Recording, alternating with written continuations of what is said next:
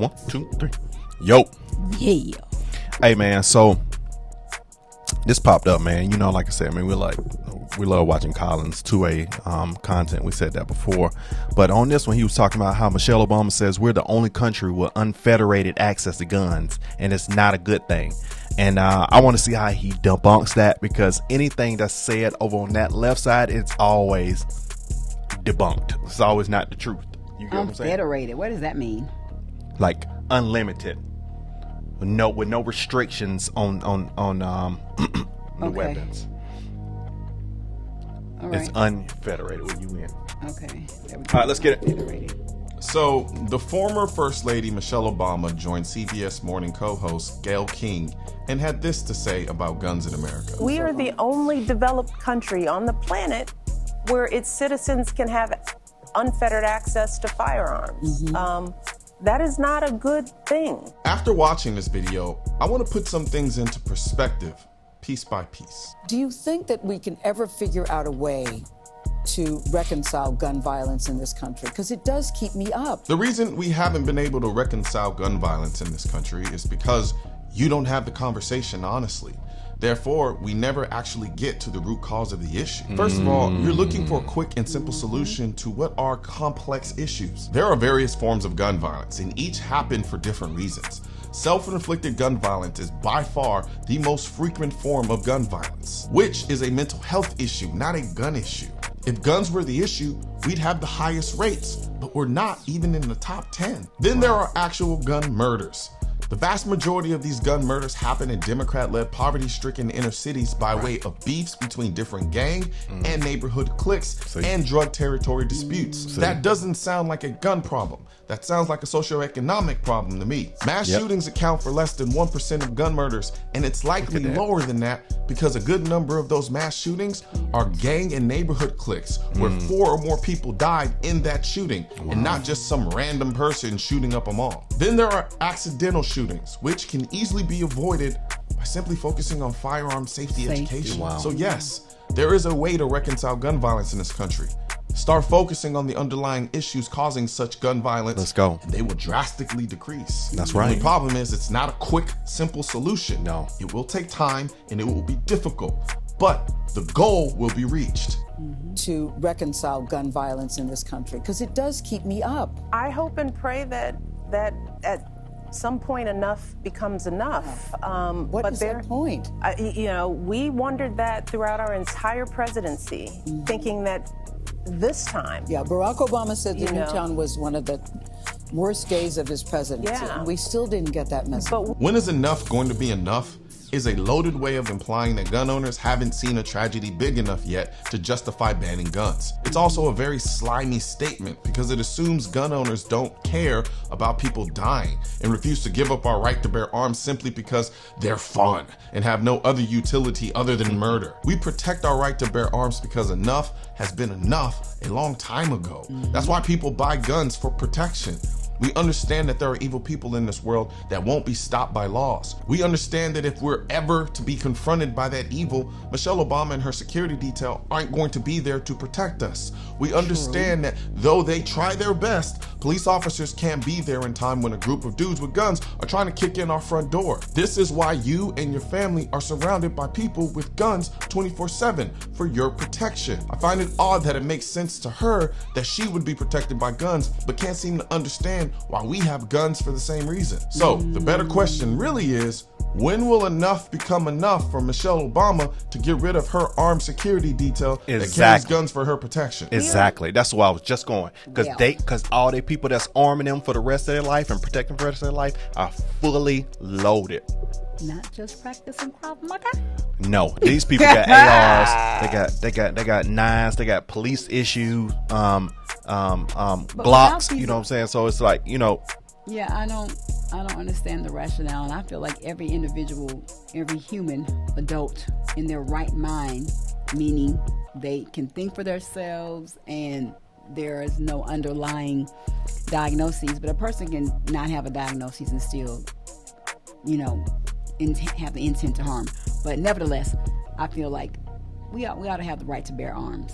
The only developed country on the planet where its citizens can have unfettered access to firearms. That is not a good thing. And more of us have to feel strongly about it, and particularly our young people. This is where democracy comes in.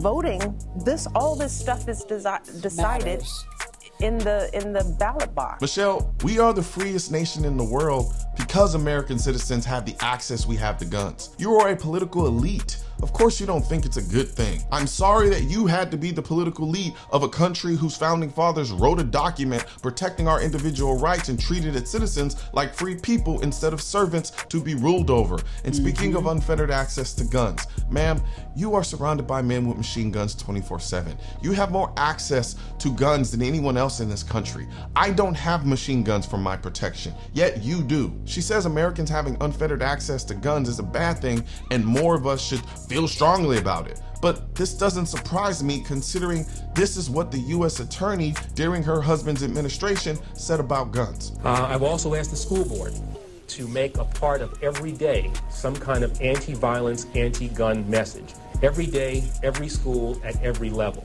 One thing that I think is clear with young people and with adults as well is that we just have to be repetitive about this. It's not enough to simply have a catchy ad on a Monday and then only do it every Monday. We need to do this every day of the week and just really brainwash people into thinking about guns in a vastly different way. I'm sure there are a lot of people who would say Michelle Obama's unfettered access to free speech is a bad thing, and I'm pretty sure you don't care. The same way we don't care about your feelings about our supposed unfettered access to guns. The reason the gun violence in this country continues is because you refuse to address the underlying issues that are causing the violence in the first place. And instead, you all use each tragedy as an excuse to push gun control laws that would have even prevented the tragedy in the first place. At no point do you talk to the most ardent of gun owners about the issues. No matter how many times we say we are willing to have that conversation, you all just sit in your fancy echo chambers and talk at us instead of to us. Your goal isn't saving lives, it's getting control. I'm not saying you want people to die, I'm just saying your agenda is blinding you from the solution. Let's go. Guns aren't political. That's why I need your help getting this message to spread on YouTube by clicking the thumbs up button, leaving a comment to let me know what you think of the video, then subscribing to the channel. But most importantly, click that bell symbol. Let's go. He is absolutely right. But I love this. But even though when I was on the other side, I still felt the blind side. I still felt it was relevant to have to bear arms. I wasn't on that. Never about taking your gun down to the gun drive. But I don't know if you know, but anybody that I know that's on the other side and they carry guns, they don't look at Second Amendment. They just see, I just got a gun to protect the house. But then when you open your eyes and see constitutional, you be like, Second Amendment. I'm supposed to have this. I can have this for this. You don't need. It's open. The information vastly opens up when you switch your thinking. It's like, I'm supposed to have this from the government, not just because, But for your own humane protection.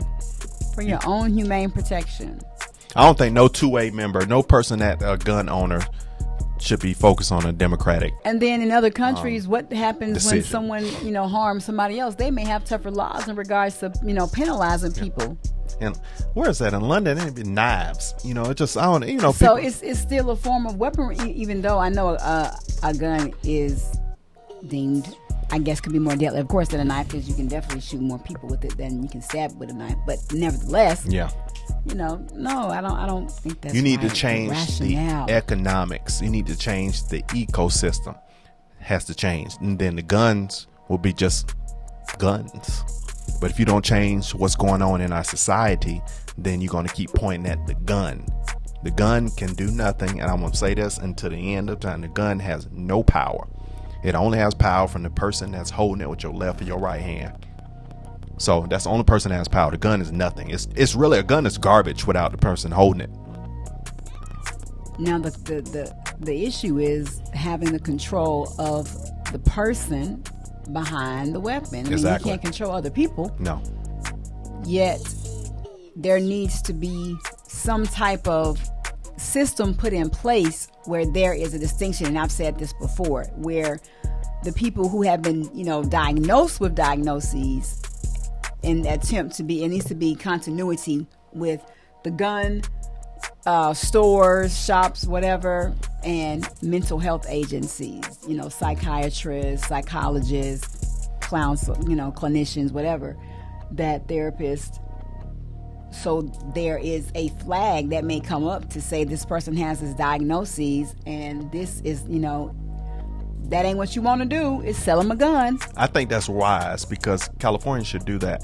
They have so many rules to where they have, it's basically on paper, like, do you look suspicious? Like, do you look like you're gonna do something so we can mark you up and say you're not fit for a gun because you look suspicious? That is so stupid. That is so dumb. That is not enough reason to say if somebody gonna do wrong with the gun. Somebody could be that's coming the there with a flip suit side. on and you about to go in and kill 20 people. So that's the flip side of it. What about the people who don't have diagnoses that harm people that may do that? You know what I'm saying? So you can't necessarily always say it's someone with mental health issues, but it may be more. And I have to definitely do the research, but that's because you can't know what a person is thinking all the time at all. Disorders that let's stop there. But okay, y'all, man. But we go deeper. We go deep, man. Like, comment, subscribe. Don't take a nosedive, but comment down in the section below if you want some more. We'll see you on the next one, man. Love you guys. Bye.